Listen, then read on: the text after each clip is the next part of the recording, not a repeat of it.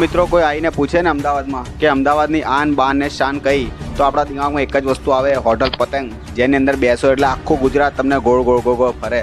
અને એના ફાઉન્ડર, એનો માલિક ઉમંગ હરિભાઈ ઠક્કર. હું વાત કરી રહ્યો છું ઉમંગ કાકાની. આ કાકાએ સુરતી લાલાઓના એવા પેજ કાપ્યા કે લોકો જમીન દોસ્ત થઈ ગયા. તો આ ઉમંગ કાકાની વાત કરું તો કામરેજ તાલુકાની અંદર આવેલા ખોડવલ ગામની અંદર એક પ્રોપર્ટી ખાલી હતી. એક પ્લોટ વેચવાના નામે 15 થી 20 સુરતીઓનું કરી નાખ્યું. અને એટલું જ નહીં, કારણ કે એ પ્રોપર્ટી ઓલરેડી કોઈને સેલ કરી નાખેલી અને એના દસ્તાવેજ પણ નહોતા.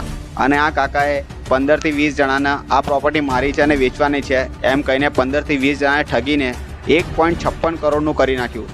અને જ્યારે સુરતી લોકોને ખબર પડી કે આ જમીન તો ઓલરેડી કોઈ બીજાના નામે છે, ત્યારે એ લોકોએ ફરિયાદ કરી. પણ આ કાકા બહુ ઊંચી પહોંચવાળા છે, એમના કોન્ટેક્ટ સારા છે, એ એટલે આમથી આમ ભાગતા ફરતા હતા. પણ કામરેજ પોલીસે ધરપકડ કરી અને અત્યારે આ કાકા પોલીસની ગિરફ્તમાં છે. કોર્ટની કાર્યવાહી થઈ અને એમને કોર્ટમાં રજૂ કરવામાં આવ્યા અને પછી એમને અત્યારે જેલના સળિયા પાછળ નાખવામાં આવ્યા છે. કહેવાનો એક જ મતલબ છે કે કોઈના ચહેરા પર ના જશો, કોઈનો વાતો પર ના આવશો. પહેલાં કાગળિયા ચેક કરો, જુઓ કે જમીન કોના નામે છે, ટાઇટલ ક્લિયર છે કે નહીં, પછી જ એની અંદર પડો. જો આવા ઉમંગ કાકાની ઉમંગમાં આવીને તમે ઘૂસી ગયા તો તમારો ઉમંગ ક્યારે ગમમાં ફેરવાઈ જશે ને તમને ખબર પણ નહીં પડે. આ ઉમંગ કાકાએ સુરતીઓના પેજ તો કાપ્યા, પણ છેલ્લે એમનો પેજ પણ કપાઈ ગયો. તો મિત્રો કહેવાનો મતલબ એક જ છે કે કોઈના ચહેરા પર અને કોઈની વાતો પર ના આવશો.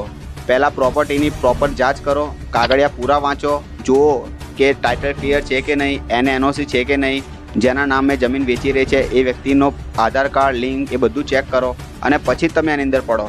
ને તો આ ઉમંગ કાકાની જેમ જો તમે ઉમંગમાં આવી ગયા ને તો આ સુરતીઓની યાદીમાં તમારું નામ પણ આવી જશે.